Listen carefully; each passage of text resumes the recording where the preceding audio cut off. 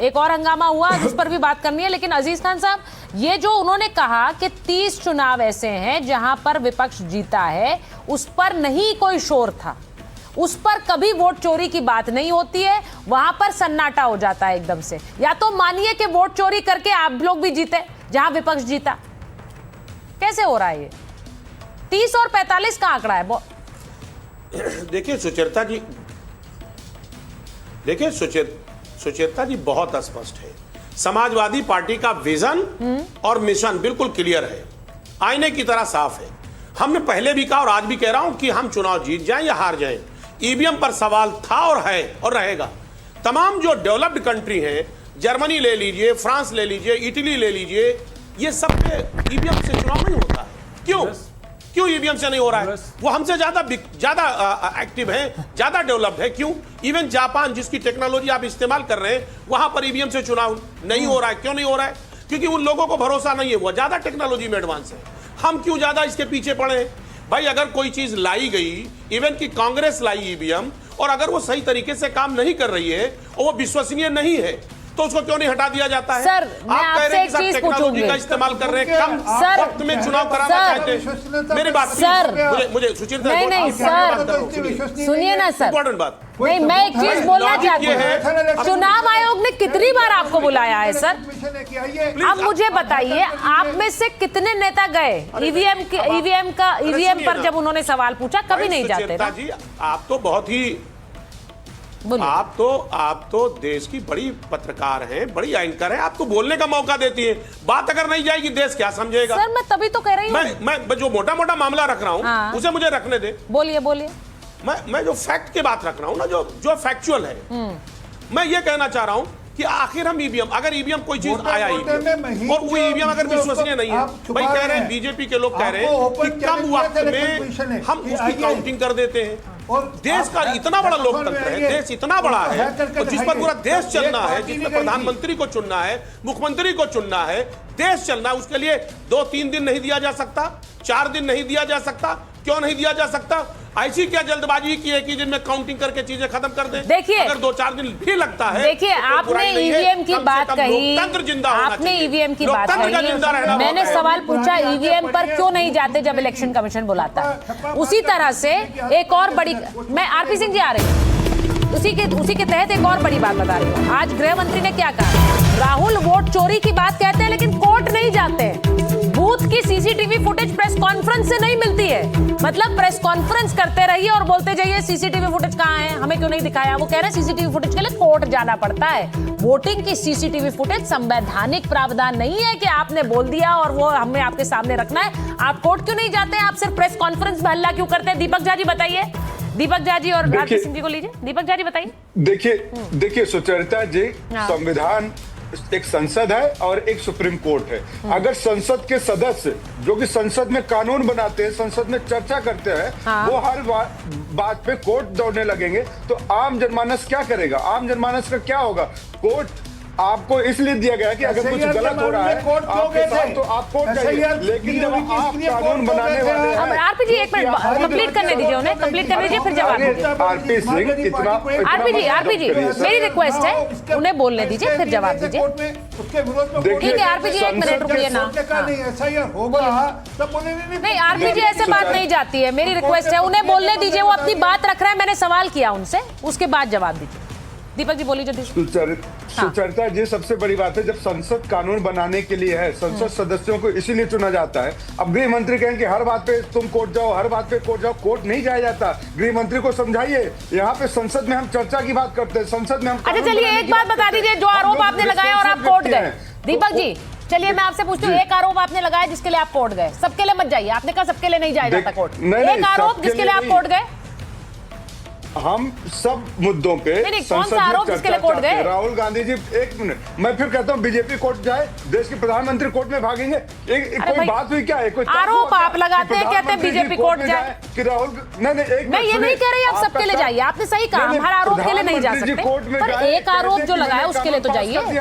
प्रधानमंत्री कोर्ट जाए कि वो कहते कि हमने चुनाव आयोग का ऐसे इस तरीके से चयन किया है, तो प्रधानमंत्री जी जाए, प्रधानमंत्री जाए कोर्ट।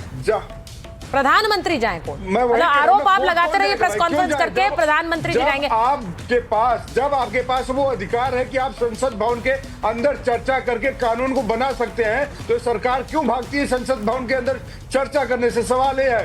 दूसरी बात यह है ठीक कि है। इन लोगों ने कहा आरपी जी जवाब देंगे। पूरे देश में एसआईआर क्यों नहीं हो रहा भाई? पूरे देश को एक साथ एसआईआर के दायरे में क्यों नहीं लाते? अब देखिए, उन्होंने एक बात इंपॉर्टेंट कही, 2014 के बाद कांग्रेस ने चुनाव सुधार के लिए एक भी सुझाव नहीं दिया है आधिकारिक रूप से। मैं आपसे पूछ रही हूं, अगर प्रधानमंत्री जी कोर्ट जाए, गृह मंत्री जी कोर्ट जाए, आप सुझाव दे सकते हैं, लेकिन आप वो नहीं देते, आप आरोप लगाते हैं। क्यों भाई?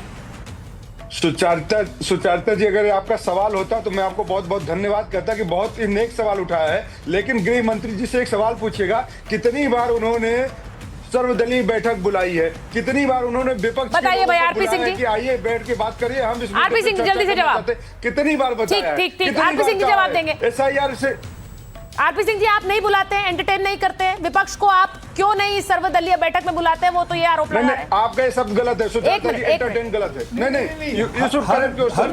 This is wrong. जवाब दे दीजिए, जवाब दे दीजिए। डिस्कशन होता है, सुचारिता जी, सुचारिता ये सब गलत है। कोई गलत नहीं है भाई, कॉमन पार्लेंस होती है, आम बोलचाल की भाषा होती है, कुछ गलत नहीं है उसमें दीपक झा जी, बिल्कुल भी गलत नहीं है। बेकार के विषयों पे मत जाइए। फर्जीवाड़ा है, उनका शब्द है फेक, फेक का हिंदी अनुवाद होता है फर्जीवाड़ा। राहुल गांधी के बारे में लिखा है फेक है, तो राहुल गांधी को शर्म आती है, मुकदमा ठोक देना चाहिए इलेक्शन कमीशन के ऊपर, मानहानि का मुकदमा करना चाहिए।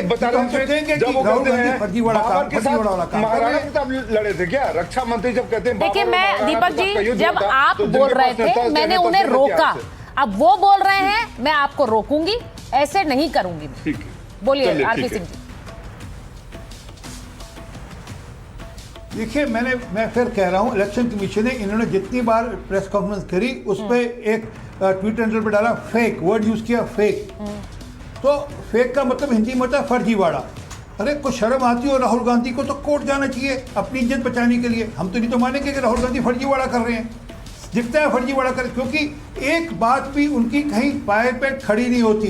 जब वो कहते हैं कि 1 एकड़ के प्लॉट पे 500 वोट कैसे, तो वो बात इलेक्शन कमीशन साबित कर दी कि किस प्रकार से बात रिपीट मत करिए, कुछ नई बात करिए ना। महिला की बात करी, उसने कहा वो लगातार झूठ बोलते हैं। एक सेकंड, फिर आप लोग एक साथ बोल रहे हैं, मैं स्टूडियो में आ रही हूँ, स्टूडियो में आई हूँ।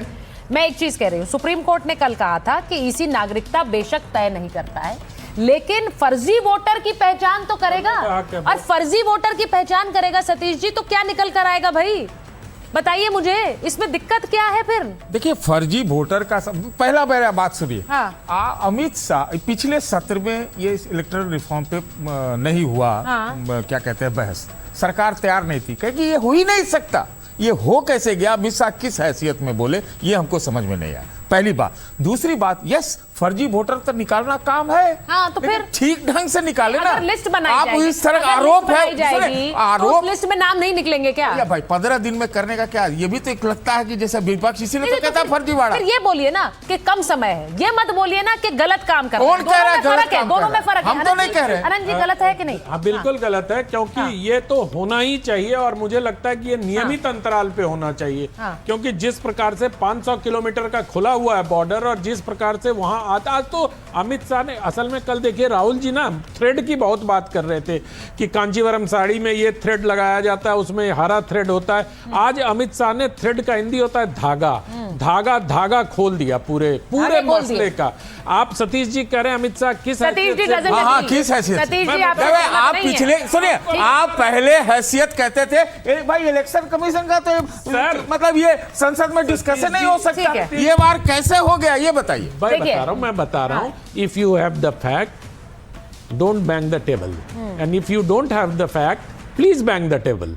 मैं सिर्फ इतना कह रहा हूं, मैं ये कह रहा हूं, मैं यही कह रहा हूं, and if you have the facts don't walk out। हाँ, मैं सिर्फ ठीक है, मैं बस एक लाइन बोल देता हूँ, एक लाइन बोलिए। मैं कह रहा हूँ कि इस बार चर्चा इलेक्टोरल रिफॉर्म पे थी, इसी हैसियत से गृह मंत्री ने बोला, एसआईआर पे चर्चा नहीं थी। सीधी बात यह है कि अगर आप संसद से वॉकआउट नहीं करते, आप सीधे गृह मंत्री के जो उन्होंने जवाब दिया उस पर बात रखते, ये वॉकआउट करके क्या हासिल हुआ है इसके बारे में हमारी जनता तय करे। बहुत बहुत धन्यवाद आप सबका।